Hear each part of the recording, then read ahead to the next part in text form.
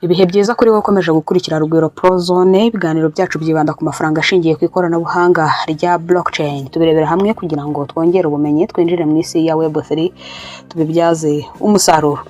Umunsi wa none Pi Network ikomeje kwagura amaboko cyangwa se guhuza imbaraga n'ibigo bikomeye mu bijyanye na blockchain ku ntego yo kugira ngo baze muri batanu ba mbere byibura ku isi mu bijyanye na transaction zinoze kandi zihuse. Twagiye tubigarukaho cyane ko iyo ugereranije na transaction zikorewe kuri blockchain ziba zihendutse cyane kurusha iziciye mu bigo by'imari dusanzwe tugana. Impamvu ishobora kubitera ni nyinshi, ariko hari zimwe mu z'ingenzi ugomba kumenya. Ibikorwa bya blockchain bikorerwa online, ibyo ngibyo bituma mu bigo by'imari tugana bishyura umukozi, bishyura inzu yicayemo kugira ngo abashe gukurikirana ibikorwa bya validation hirirwa uburiganya. Ikindi kandi ibikorwa bya blockchain byifashisha icyitwa smart contract, ibyo ngibyo byirukana burundu abakomisiyoneri cyangwa se abahuza muri icyo gikorwa kijyanye n'ibyo mushaka kugura cyangwa kugurisha n'amafaranga ushaka. Ibyo byose rero bishobora gutuma transaction zihenduka ugereranije nuko ahandi bimeze, bitewe nuko bamwe bishyura bimwe nyine bituma ako kazi gakorwa abandi ntibabyishyure. Ibi kandi nibyo Pi Network yuririyeho maze itangira kugenda yihuza na network zifite imbaraga, aho ku munsi wa none uretse BNB, Pi Network ishobora guhanganira imyanya itatu y'imbere mu gukata fees nkeya ugereranije n'izindi. Ikaze mu kiganiro cya none rero tubane tugiye gusobanura ibijyanye n'imbaraga za Pi Network zamaze guhuzwa na XDC Network. Benshi babigarutseho ku mbuga nkoranyambaga nka X, hanyuma kandi natwe tugiye kubirebera hamwe turebe umumaro wabyo, dusobanukirwe XDC Network, imikorere yayo, intego yayo kandi n'iki ishobora gufasha abapiyoni. Iyi XDC Network ni blockchain yihariye yubatswe ku rwego rwo hejuru cyane, enterprise ready, ikoreshwa n'ibigo binini nk'amabanki ndetse n'abashoramari. Intego yayo ni imwe, ni uguhuza ubukungu busanzwe traditional finance na blockchain. Iyi XDC ikora ite? Iby'ingenzi iyi XDC ikora irimo ibijyanye na trade finance, ubucuruzi mpuzamahanga. Iyi XDC ifasha mu kohereza amafaranga hagati mu bihugu bigiye bitandukanye kandi mu buryo buhendutse. Urugero, kampani yo mu Bushinwa igurishiriza ibicuruzwa byayo muri Afurika. Mbere kugira ngo wishyure igicuruzwa gituruke mu Bushinwa kigere muri Afurika byafataga hagati y'iminsi 3 n'7, hakazaho fees nyinshi. Ariko ubu ngubu mu gihe uri gukoresha ubu buryo bwa XDC, kwishyura bikorwa mu minota mike kandi fees zikaba nkeya cyane. Ibi ngibi rero bihita bitanga icyitwa transparency on blockchain. Ibigo nka SBI Holding biri mu gukoresha neza izi solutions. Aha kandi ikora ibijyanye na tokenization, real world asset. Iyi niyo power ikomeye cyane ya XDC. Ikikora ihindura ibintu bifite agaciro nyakuri nk'amafaranga, bonds, imitungo bikaba digital token. Urugero rworoshye kugira ngo uhite bisobanukirwa, hari funds ya miliyoni imwe y'idolari, aho kuba umuntu umwe afite ibingana nyine n'uduce tugiye dutandukanye bakabihuriza hamwe bigahindurwa nyine ikintu kimwe kugira ngo umutungo ubashe kubarwa, ariko nanone mu buryo buri digital. Abantu benshi rero bashobora kuyigura binyuze mu buryo bwa online mu gihe iyo mitungo yamaze guhindurwa digital. Urugero rworoshye ni nkaho kampani nka HTX yazanye ku isoko funds za BlockRock. Ahangaha haza kandi n'ikindi kigo cyitwa Fidelity Investment, company yitwa State Street Corporation. Ibi byose rero ni biri kuri blockchain ya XDC.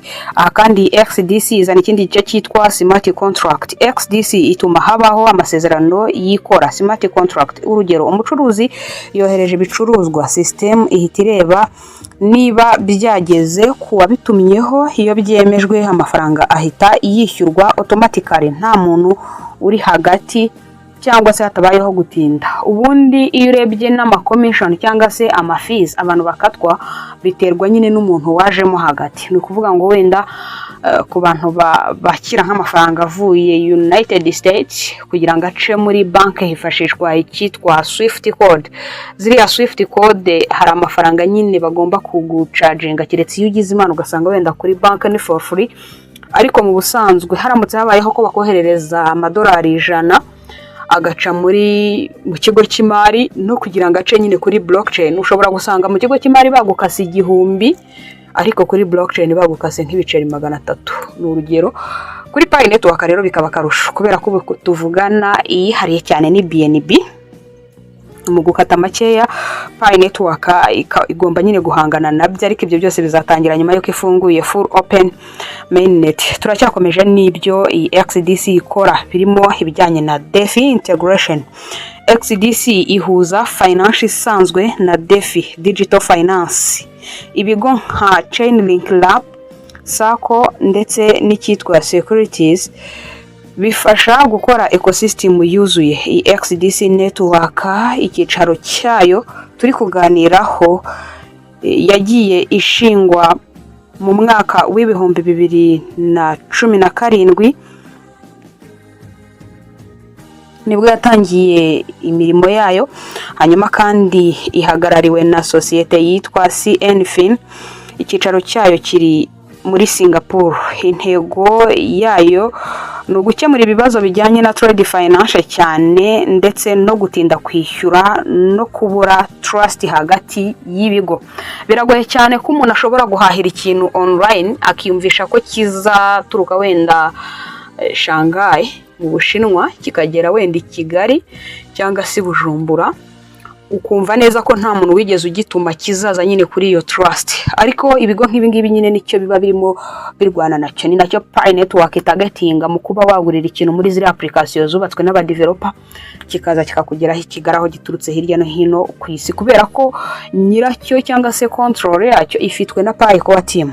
Ikibazo cyose cyaba bari ready kuba bagikosora cyangwa se bagihandling. Aha kandi mu byikora turasangamo ikijyanye na FCA regulated.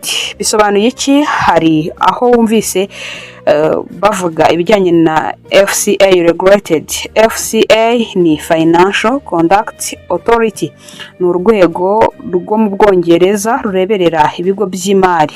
Iyo bavuga ko company ya Ashchecks na FCA regulated bisobanuye ko ikora mu buryo bwemewe n'amategeko muri ibyo bihugu nyine yemerewe gukoreramo, igenzurwa buri gihe n'ababifitiye uburenganzira kugira ngo harindwe umukiriya cyangwa se n'ibyo yaguze. Irinda abakoresha amafaranga yabo mu buryo butanyuranije nyine n'amategeko kugira ngo habeho icyitwa trust ndetse na transparency.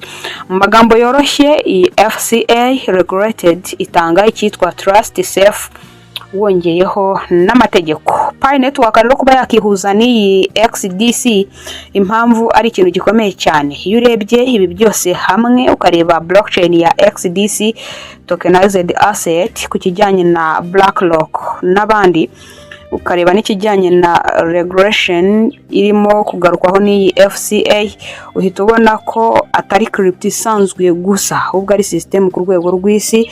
Kuri Pi Network ibi bivuze ko ishobora kwinjira mu bukungu nyabwo, ahubwo ikakomeza kwagura ecosystem yabo. Icyo bivuze rero ku bapiyoniye, ibi byose bivuze ko umurongo wa Pi Network urakomeje kandi cyane. Hari nayo mpamvu Pi Network ubona ko igenda igaruka ku bijyanye no kubaka blockchain yabo kugira ngo isaha n'isaha transaction zabo zigende zikunda mu gihe baba bafunguye open mainnet. Guhuza amaboko rero n'iki kigo cyangwa se n'iyi XDC bisobanuye ko Pi Network iri gushaka kwirefera ku bindi bigo bisanzwe bifite imikoranire, bafite n'ibigo bikomeye bakorana, bigatuma hatabaho kwibeshya cyangwa se kuyobya iby'abakiriya bamaze guhitamo cyangwa babatumye, ahubwo hakabaho ko hakoreshwa amahitamo ya nyayo y'abo bakiriya kugira ngo mu kohereza nyine biyumvemo Pi, kubera ko yo ifite system yo gukata make. Ikindi yubatse ama application ashobora kwifashishwa